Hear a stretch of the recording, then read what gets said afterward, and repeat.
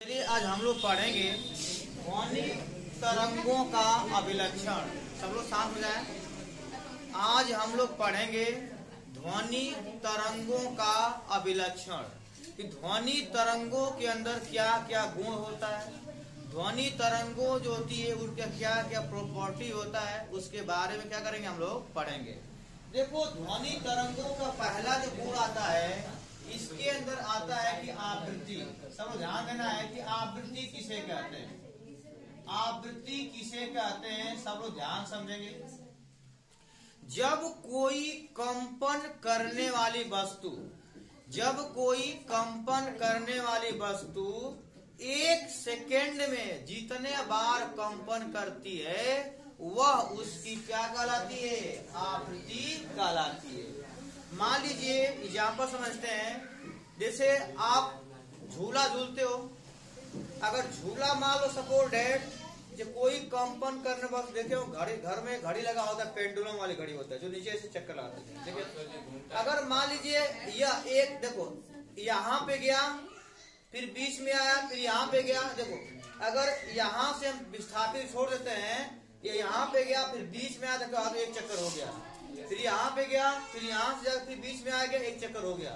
तो यहाँ पे कोई भी कंपन करने वाली वस्तु है, एक सेकेंड में जितने बार कंपन कर देगी वो कंपनों की संख्या क्या कहलाती है, आवृत्ति कहलाती है। देखो, आवृत्ति का जो मात्रक होता है वह क्या होता है, हर्ट्ज।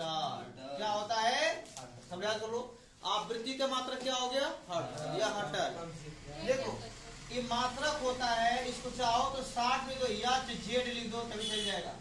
आवृत्ति को किसमें मापते हैं, हर्ट्ज में। और भी मात्रक होता है इसका, एक होता है दोलन प्रति सेकंड। क्या होता है, दोलन प्रति सेकंड। मैंने बताया ना कितने बार दोलन कर देती है एक सेकंड में, वही संख्या क्या कहलाती है, आवृत्ति कहलाती है। इसका और मात्रक होता है कि कंपन प्रति सेकंड। 3 मात्रक समझेंगे। एक और मात्रक होता है सेकंड इनवर्स। 4 मात्रक होता है हमारा आवृत्ति का। लेकिन सबसे इम्पोर्टेंट मात्रक अगर पूछता किसको, पहला, ठीक है। देखिए नीचे वाला भी आपको जानना चाहिए कि कंपन प्रति सेकंड, साइकिल दोलन प्रति सेकंड और सेकंड इनवर्स से मात्रक होता है। आगे आता है आवृत्ति। आवृत्ति के बाद आता है आवर्तकाल। आवर्तकाल किसे कहते हैं समझेंगे। देखो, एक चक्कर करने में कोई वस्तु एक चक्कर मान लगाती है, एक चक्कर पूरा करने जितना समय ले लेती है उसका क्या कहलाएगा, आवर्तकाल कहलाएगा। मान लीजिए आप झूला झूलते हो, अगर मान लीजिए कभी झूला झूले होंगे तो पहले देखो यह अवस्था, हमारे जो झूला है यह अवस्था जो होती है ना, यह साम्य अवस्था होती है। मतलब जब किसी, देखो मान लीजिए, ध्यान दो, यह हो गया दृढ़ आधार हो गया, यहाँ पे किसी वस्तु को लटका दिए। देखो, इसे कहते हैं गोलक। क्या बोलते हैं इसको, गोलक। इसे जब रस्सी से बांध देते हैं, इसका नाम हो गया सरल लोलक। क्या हो गया, सरल लोलक कहते हैं। ये बताओ कि ऐसे झूला हो गया, मान लो यहाँ पे तुम बैठे हो, अब यहाँ पे इसको विस्थापित, जब झूला झुलाओगे इसे खींच कर ले गए, यहाँ पे जितना खींच सकते हो उतना खींच लो, खींच कर ले गए और यहाँ पे लाए। अब इसको छोड़ दिए, कहाँ गया, यहाँ पे गया, फिर यहाँ पे आ गया, बीच में कहोगे एक दोलन हो गया, फिर यहाँ पे जाएगा, फिर पुनः यहाँ पे आने, फिर बीच में आ गया, एक दोलन हो गया। यानी कोई कंपन करने वाली वस्तु एक दोलन करने में जितना समय ले लेगी वही क्या कहलाएगा, उसका आवर्तकाल कहलाता है। आवर्तकाल को हम T से व्यक्त करते हैं। T बराबर सूत्र होता है 1/ν। 1/ν। इसे न्यू पढ़ते हैं, न्यू मतलब आवृत्ति। किसी किसी किताब में भी लिखा होता है T बराबर 1/n। यन भी लिखा होता है, या यन क्या होती है, आवृत्ति होती है। ऐसा में जब कोई कंपन करने वाली वस्तु एक दोलन करने में जो समय ले लेती है, एक चक्कर लगाने में जो समय ले लेती है, वही क्या कहलाती है, उसका आवर्तकाल कहलाती है। 2 गुण हो गया आपका। तीसरा गुण आता है आपका इसके अंदर कि इसका प्रबलता हो गया, गुणता हो गया, तारत्व हो गए, सभी ध्वनि का विलक्षण है। तो पढ़ेंगे पहले हम लोग तारत्व। देखो तारत्व क्या होता है, देखो तारत्व क्या है। तारत्व जो होता है ध्वनि का वो अभिलक्षण है जिसके माध्यम से यह पता चलता है कि ध्वनि पतली है कि मोटी है। मान लो कभी फोन से बतियाते हो तो पता चलता है लड़की बोल रही है, लड़का बोल रहा है, ठीक है। जिसकी आवाज पतली होती है तो लड़की बोल रही है, जिसका आवाज मोटा होता है लड़का बोल रहा है। कैसे पहचानते हो? पहचानने का गुण क्या है? तारत्व। तारत्व बताता है कि ध्वनि क्या है। देखो जिनका तारत्व ऊंचा होता है उसका आवाज बहुत मीठा होता है, जिसका तारत्व नीचा होता है उसका आवाज भाई आता है, तेज, बुरा लगता है एकदम, बोलबे मत तो शांत रहो, है ना, ऐसे होता है। देखिए छोटे बच्चों को आवाज बहुत मीठा लगता है। क्यों लगता है? क्योंकि जो छोटे बच्चे बोलते हैं ना तो उनका तारत्व ऊंचा होता है, तो उनका जो आवाज क्या निकलती है, पतला आवाज निकलता है, अच्छा लगता है। वही जैसे बड़े होते हैं लगता आवाज क्या होता है, मोटा होता है, उनका आवाज उतना पसंद नहीं करते वो। तो तारत्व क्या होता है? तारत्व जो है ध्वनि का वो अभिलक्षण है जिसके माध्यम से ये पता चलता है कि वो आवाज महीन है कि मोटा है। जिनका आवाज महीन होता है उसका तारत्व क्या होता है, उतना अधिक होता है, और जिसका आवाज मोटा होता है वो तारत्व नीचा होता है। आगे समझ, तारत्व ध्वनि का सर्जी वो अभिलक्षण है जिसके माध्यम से पता चलता है कि आवाज मोटा कि पतला। जिसका आवाज पतला होता है, देखो यही इसी आधार पर हम लोग पता चल जाता है कि लड़की बोल रही है कि लड़का बोल रहा है, ठीक है।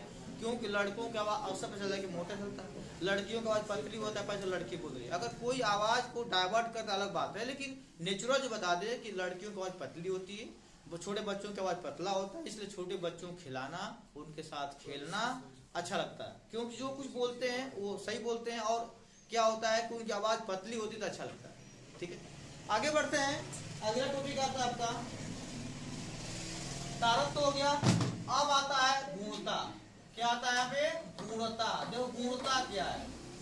गुणता ध्वनि का वो अभिलक्षण है, मैंने बताया था एग्जाम्पल कि एक साथ अनेक वाद्य यंत्रों को बजाया जा रहा है। कई मान लो हारमोनियम बज रहा है, उसमें ढोलक बज रहा है, कोई झाल बजा रहा है, कोई पैड बजा रहा है उसके अंदर, ठीक है, कोई आर्गन बजा रहा है, तरह तरह के देखे हो, कहीं प्रोग्राम होता है शादी विवाहों में तो बजाते लोग हैं, तो वहां पे सारे चीज बजता है ना, लेकिन तुम पता चल जाता ना कि हारमोनियम बज रही है, ये ढोलक का आवाज है, ये झाल का आवाज है, ठीक है, या जो है कि आप गिटार का आवाज है। आप कैसे पहचानते हैं? यानी अलग अलग ध्वनियों को, अलग अलग वाद्य यंत्रों को एक साथ बजाया जाता है और उसमें भी पहचान लेते हो कि तो हारमोनियम का आवाज है, ये तो नागिन धुन है, तो आप पता कर लेते हो, वही क्या कहलाता है? गुणता। आगे समझना, गुणता ही बताएगा कि क्या बजाया जा रहा है। ऐसा समझना, मान लो कोई डिब्बा पीट रहा है, बात है, कोई डिब्बा पीट रहा है और कोई थरिया पीट रहा है, तो कैसे पता चलता थरिया कि डिब्बा? पता चलता है ना कि थरिया का आवाज थोड़ा क्या पतला होगा, डिब्बा का आवाज क्या होगा, मोटा हो जाता है। तो यहाँ पे गुणता ध्वनि का वो अभिलक्षण है जिसके माध्यम से पता चलता है कि अनेक वाद्य यंत्रों को एक साथ बजाया जाए तभी पता चल जाता है किसकी आवाज किस वाद्य यंत्र की है। ऐसा में आगे आता है आप लोग का एक और अभिलक्षण होता है प्रबलता। प्रबलता क्या होता है ये समझेंगे। देखो प्रबलता जो होता है ध्वनि का वो अभिलक्षण है जिसके माध्यम से यह पता चलता है कि आवाज स्लो है कि तेज है। अगर हम धीमे बोलते हैं तो आपके पास आवाज नहीं पहुंच पाती, हो सकता है बाहर ना पहुंच पाता है। आप तेज बोलते हो तो आवाज दूर तक पहुंचता है। तो प्रबलता क्या होता है? ध्वनि का वो अभिलक्षण है जिसके माध्यम से पता चलता है कि आवाज धीमी आ रही है कि आवाज तेज आ रही है। और इसमें सबसे मोस्ट इंपोर्टेंट बात यह आती है कि ध्वनि को प्रबलता जो होती है, ध्वनि की जो प्रबलता कह लो, ध्वनि की क्षमता कह लो, ध्वनि की जो क्षमता होती है वो किसमें मापते हैं? डेसिबल में। डेसिबल याद करना है सब लोगों को। डेसिबल में हम ध्वनि की प्रबलता क्या करते हैं? मापते हैं। किसमें? डेसिबल में। याद करना है, पूछेगा कि ध्वनि की प्रबलता का मात्रा क्या है? डेसिबल। ध्वनि की प्रबलता बहुत इंपोर्टेंट है, पेपर में आ सकता है। ध्वनि की प्रबलता का मात्रा क्या होता है? डेसिबल होता है। ये सारे जो होता है आवृत्ति, तारत्व, गुणता, प्रबलता, आवर्तकाल, ये सब ध्वनि का क्या होता है? अभिलक्षण। अब आप लोगों को बताएंगे कि आयाम क्या होता है। आयाम के साथ साथ पढ़ेंगे कि सर जी श्रृंग अर्थ के पढ़ाया गया था हम लोगों को। तरंगे दो प्रकार की होती है, एक होता अनुप्रस्थ तरंगे, एक होता अम्लेय तरंगे, जिनमें तरंगों में श्रृंग अर्थ बनता है कहते तो अनुप्रस्थ है, और जिनमें संपीड़न विरलन बनता है उसे क्या बढ़ाया गया था कि अम्लेय बोलते हैं यहाँ पे। तो यहाँ पे हम लोग एक बार बता दें फिगर बना करके कि आयाम क्या होता है। आयाम समझेंगे, आयाम बहुत इंपोर्टेंट है। आयाम क्या है, देखो मान लीजिए एक यहाँ पे दृढ़ आधार है और इस दृढ़ आधार से मैंने क्या किया, एक रस्सी लिया और इसको बांध करके जब इसको विस्थापित कर देते हैं तो इस तरह से कंपन करती है। ठीक है, जो कंपन करती है तो कहते हैं सर ये क्या है, श्रृंग। ये क्या है, गर्थ है। ये क्या है, श्रृंग है। तो श्रृंग छोटा बन गया तो बड़ा बना, ये क्या हो गया हमारा, है श्रृंग हो गया। देखो तरंगदैर्घ्य क्या होता है, श्रृंगों के बीच की दूरी को, दो श्रृंगों अथवा दो गर्तों के बीच की दूरी को क्या बोलते हो, तरंगदैर्घ्य। याद करना है, तरंगदैर्घ्य कहते हैं। और तरंगदैर्घ्य को लेमडा से व्यक्त करते हैं। किस व्यक्त करेंगे, लेमडा। वाई के नियम उल्टा बना दोगे क्या हो जाएगा, वो लेमडा। देखो ऐसे क्या बनता है, लेमडा। क्या पढ़े इसको, लेमडा। लेमडा पढ़ते हैं, क्या पढ़ेंगे इसको, लेमडा। तो याद करना है यहाँ पे तरंगदैर्घ्य को हम लेमडा से प्रदर्शित करते हैं। अब देखो जब किसी रस्सी को ऐसे खींच करके जब विस्थापित कर देते हैं तो वो अपने माध्य, देखो कहते हैं साम्य अवस्था, इसको अपने साम्य अवस्था से एक तरफ जितना ऊपर जाता है, जितना अधिक विस्थापित होती है, वही उसका क्या कहलाता है, आयाम कहलाता है। मान लो धीरे से रस्सी लगाओगे तो नहीं चलेगा, इतने में चलेगा, आता पूरे जोड़ो ऊपर।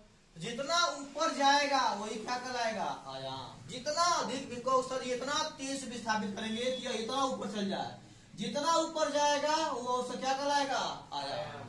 कहां से, अपने माध्य बिंदु से या साम्य अवस्था से कोई भी कंपन करता हुआ कण अपने साम्य अवस्था से एक तरफ जितना अधिक विस्थापित हो जाता है वह क्या कहलाएगा, आयाम कहलाता है। आगे में देखो एक चक्कर पूरा करने में जितना समय लग जाता है वह उसका आवर्त काल कहलाता है। आवर्त काल को टी से व्यक्त करते हैं। ठीक है, और एक सेकेंड में जितना कंपन करती है वह उसकी आवृत्ति कहलाती है। याद हो गया, ठीक है। तो मैंने यहां तक पढ़ा दिया और यहां पे बता दिया कि देखो तरंगदैर्घ्य इसी बताएंगे सवाल आप लोगों को। तरंगदैर्घ्य लेमडा तथा आवृत्ति न्यू में संबंध तथा वेग लिख लीजिएगा। तरंग का वेग भी होता है, भी बराबर सूत्र होता है न्यू लेमडा। ये सूत्र होता है जहां भी क्या है, तरंग का वेग है, न्यू हमारी आवृत्ति है और लेमडा क्या है, तरंगदैर्घ्य है। यहाँ से न्यू बराबर सूत्र हो जाएगा भी बटा के लेमडा। तो ये सूत्र होता है। इसी पर क्या बताएंगे आप लोगों को, सवाल बताएंगे। इतना तो पढ़ाया गया था।